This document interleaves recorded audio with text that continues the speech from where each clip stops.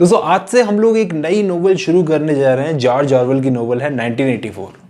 ये बड़ी कमाल की नोवेल है, डिस्टोपियन नोवेल है दोस्तों। इससे आपको काफ़ी कुछ सीखने को मिलेगा। इस पर मैं पहले भी वीडियो बना चुका हूँ, लेकिन वो समरी थी। आज हम इस नोवेल को डिस्कस करेंगे, पार्ट्स में बनेगी। काफ़ी कमाल की नोवेल होने वाली है, काफ़ी कुछ सीखने को मिलेगा। शुरू करते हैं। अप्रैल का महीना था और घड़ी दिन के 13 बजा रही थी।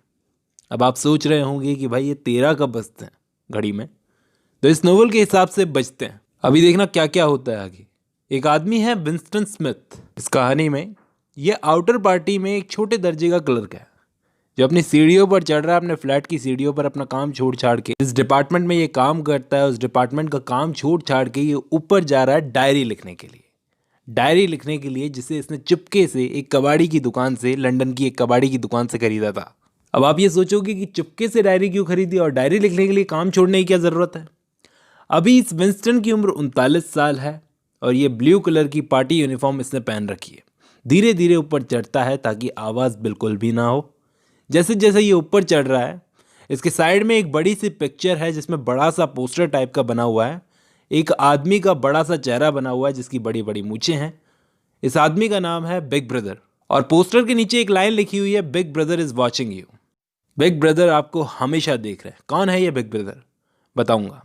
ये ऊपर अपने कमरे में पहुंचकर विंस्टन अपने कमरे की खिड़की से बाहर देखता है तो ठंडी कलरलेस सिटी। वो देखता है कि बिग ब्रदर के पोस्टर्स शहर के हर नुक्कड़ चौराहे पर चिपके हुए हैं और हर दीवार पर लिखा हुआ है INGSOC। शायद ये वहाँ की रूलिंग पार्टी होगी।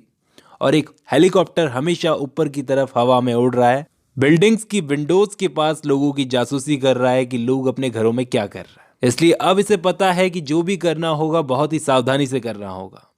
खिड़की के बाहर की तरफ देखते हुए बस इसे एक ही ख्याल आया इसके दिमाग में कि क्या लंदन शुरू से ऐसा था। जिस डिपार्टमेंट में ये काम करता है वो डिपार्टमेंट इस शहर में मीडिया और एजुकेशन को कंट्रोल करता है। इसके डिपार्टमेंट को कहते हैं मिनिस्ट्री ऑफ ट्रुथ। एक और डिपार्टमेंट है इस शहर में, मिनिस्ट्री ऑफ पीस, जो इस शहर के लिए लड़ाइयाँ कंडक्ट करता है। एक डिपार्टमेंट है मिनिस्ट्री ऑफ लव, जो डिपार्टमेंट इस शहर में लॉ एंड ऑर्डर को कंट्रोल रखता है। एक है डिपार्टमेंट मिनिस्ट्री ऑफ प्लेंटी, जो इस शहर में इकोनॉमिक अफेयर्स को देखता है। खाना भी इस सिटी के लोगों को उतना ही मिलता है जितने में इनका पेट भर सके, जी भरने के लिए खाना नहीं है। विंस्टन ने पेन होल्डर से पेन निकाला, पेन को स्याही में डुबोया और एक ब्लैंक पन्ने पर लिखने लगा। इस शहर में अपनी पर्सनल डायरी रखना इलीगल है। जो यहाँ पर डायरी लिखता पकड़ा गया ना, या तो उसे मौत की सज़ा होगी या फिर 25 साल जेल, फोर्स लेबर कैंप में भेज दिया जाएगा।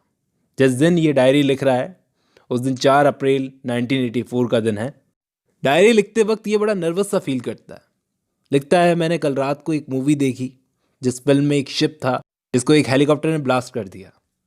सुबह सुबह रैली होती है, एक ब्रॉडकास्ट होती है टीवी चैनल्स पर, और गोल्डस्टिन नाम का एक लीडर है, उसकी लाइफ को बताया जाता है। फिर टीवी पर बिग ब्रदर आते हैं, बोलते हैं कि लड़ाई शांति है, आज़ादी गुलामी है और इग्नोरेंस स्ट्रेंथ है।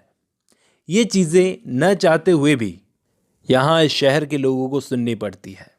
ये सारी बातें विंस्टन अपने डायरी में लिखता है। तभी दरवाजे पर किसी की खटखटाने की आवाज़ सुनाई देती है। ये जल्दबाजी में टेबल पर डायरी को खुला छोड़ जाता है और जाकर दरवाज़ा खोलता है। देखता है तो सामने दरवाजे पर पड़ोसन थी, मिसेस पार्सन्स।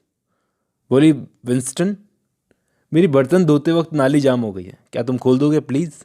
ये गया उनके घर में तो जाकर देखा मिसेस पार्सन्स का बच्चा गवर्नमेंट की यूनिफॉर्म पहनकर घूम रहा था पढ़ने लिखने की बजाय। विंस्टन सोचने लगा कि क्या बनती जा रही है हमारी यूथ। अब आप सोचते होंगे कि ये डायरी क्यों लिखता है, डायरी क्यों रखता है अपने पास में। क्योंकि ये इन मरे हुओं की दुनिया में ज़िंदा रहना चाहता है। ये डायरी इसको ज़िंदा रखती है क्योंकि इस दुनिया में प्राइवेसी नाम की कोई चीज़ नहीं है, प्यार नहीं है, दोस्ती नहीं है, सिर्फ है तो डर, नफ़रत और दर्द। तो ये इस डायरी को साइड में रखकर अपने काम पर जाता है। अब इसके वर्क प्लेस पर एक बड़ी खूबसूरत सी लड़की काम करती है।